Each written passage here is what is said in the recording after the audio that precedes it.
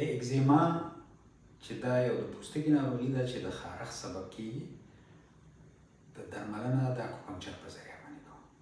د اگزیما ناروغۍ د درملنې لپاره یوه نقطه چې کومه ده هغه د غټو کولمو 11مه نقطه ده، کومه چې د دې څنګلې د باند د دې قات په بهرني پای کې ځای لري.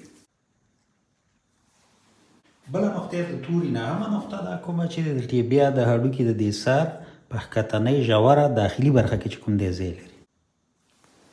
بله د معدې 14مه نقطه ده چې د دې پټیلا د ښکتنۍ څنډې څخه 3 کن ښکته او د ټیبیا د دې څنډې څخه 1 کن لټرال یعنې بهر ځای لري. بله د توري 6مه نقطه ده چې د ناروغ د دې داخلي خنګري څخه 3 کن پروکزیمال او د دې ټیبیا د دې څنډې تر شا چې دی ځای لري.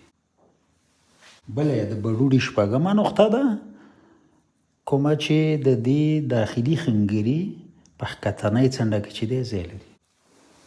بله د ځیګر 3مه نقطه ده، کومه چې د لومړي میتاتارسال او د دوم میتاتارسال په پروکسیمال زاویه کې چې دی یعنې نږدې زاویه کې چې دی ځای لري.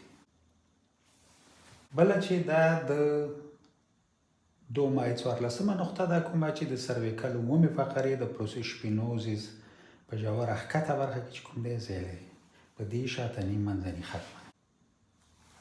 د متیز د کڅوړې 20مه نقطه، کومه چې د 11مې توراسیک فقرې د پروسوسپینوزیس د جګوالي برابر د دې شاتني منځني خط څخه دواړو خواو ته 1.5 کن چې دی ځای لري. بله 21مه نقطه ده، کومه چې د 12مې توراسیک فقرې د پروسوسپینوزیس د جګوالي برابر دواړو خواو ته چې دی د دې منځني خط څخه لټرال یا بهر ځای لري.